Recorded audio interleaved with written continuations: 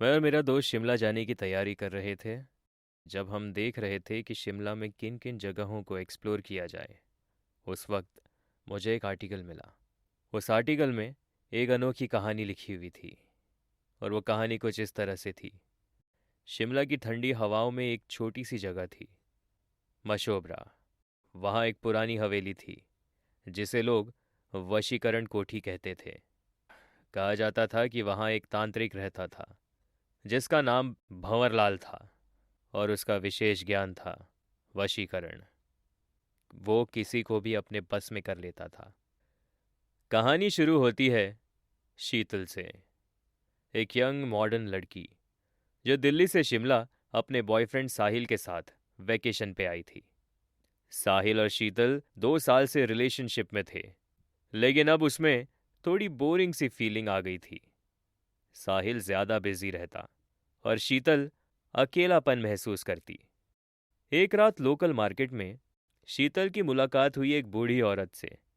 काले कपड़े, मांग में लाल सिंदूर और हाथ में एक पुरानी सी किताब। उसने शीतल से कहा, प्यार में तकलीफ है बेटा, वशीकरण से सब ठीक हो सकता है। शीतल पहले तो हंसी, पर फिर क्यूरियोसिटी में उसने पूछा, कैसे? उस औरत ने एक छोटा सा यंत्र दिया और कहा, इसे सिर्फ एक बार यूज करो। जब वो सो रहा हो उसके सिर के पास रख दो। बस सोचना मत, वो पूरा वश में आ जाएगा। शीतल ने यंत्र ले तो लिया, लेकिन उसने उसका यूज नहीं किया। पर जब अगले दिन साहिल ने उसे इग्नोर किया, फोन पे बिजी रहा और रात को बिना कुछ बोले सो गया, तो शीतल ने गुस्से में आके वो यंत्र उसके तकिए के नीचे रख दिया। सुबह साहिल बिल्कुल बदला हुआ था। उसकी आंखों में एक अलग सी चमक थी, प्यार से भरा, पर कुछ अजीब। मैं तुम्हारे बिना रह नहीं सकता हूं शीतल, तुम मेरी हो, सिर्फ मेरी, उसने कहा। पहले शीतल को लगा सब ठीक हो गया, लेकिन जल्दी ही वो प्यार ऑब्सेशन में बदल गया। साहिल उसे हर वक्त देखने लगा, उसका फोन चेक करता, बाथरूम तक में जाने देता तो दरवाजे के बाहर खड़ा रहता। शीतल को घबराहट होने लगी। एक दिन शीतल ने उस यंत्र को जला दिया। उसने सोचा शायद सब नॉर्मल हो जाए, लेकिन उस रात साहिल को नींद में झटके लगने लगे। उसकी आंखों से खून बहने लगा और उसने चीख कर कहा, उसने मुझे छोड़ा है, मैं उसे नहीं छोड़ूंगा। शीतल डर गई। उसने उस बूढ़ी औरत को ढूंढने की कोशिश की, लेकिन मार्केट में उसके होने का कोई सबूत नहीं था। लोकल लोगों ने बताया उस जैसी एक औरत 30 साल पहले मर चुकी है। वो भंवरलाल की पत्नी थी, जिसे उसने वशीकरण में असफल होने के बाद बलि चढ़ा दिया था। अब शीतल हर रात साहिल के चेहरे पे एक और साया देखने लगी, जैसे कोई और उसके अंदर घुस गया हो। उसकी आवाज कभी भी बदल जाती, आंखें काली हो जाती और एक ही बात दोहराता, प्यार ने शुरू किया था, अब मौत ही खत्म करेगी।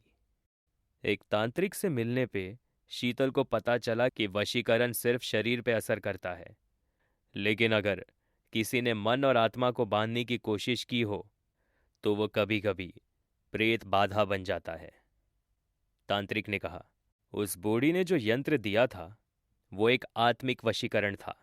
साहिल सिर्फ तुम्हारा नहीं, अब वो किसी और का भी है, उस आत्मा की जिसकी भंवरलाल ने कभी बलि चढ़ाई थी। शीतल के पास अब दो रास्ते थे, या तो वो साहिल के साथ मरे या फिर वशीकरण को तोड़े। इसके लिए शीतल को उसी हवेली में जाना था जहां भंवरलाल का आखिरी यज्ञ अधूरा छूट गया था। रात के 12 बजे शीतल साहिल को चुपके से हवेली के अंदर ले गई।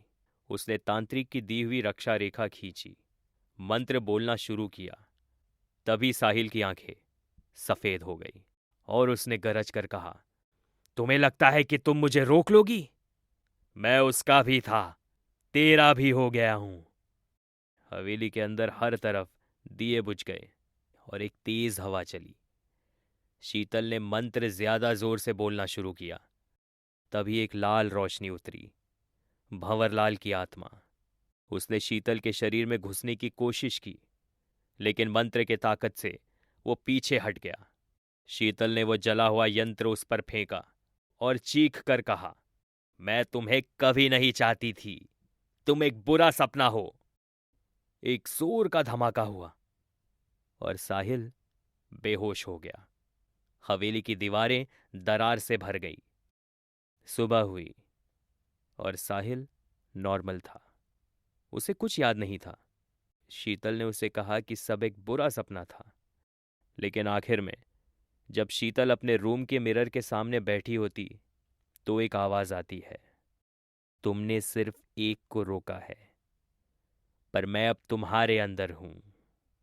उस शीशे में शीतल की मुस्कुराहट एक सेकंड के लिए तांत्रिक वाली बन जाती है। कभी कभी प्यार में जो हम बस में लाना चाहते हैं वो हमें बर्बाद कर देता है। वशीकरण, कंट्रोल या कर्स। तो ये था वो आर्टिकल जो शिमला के बारे में एक्सप्लोर करते हुए मैंने इंटरनेट पर पढ़ा था। आप सुन रहे थे डर रिपूट, only on Radio City podcast.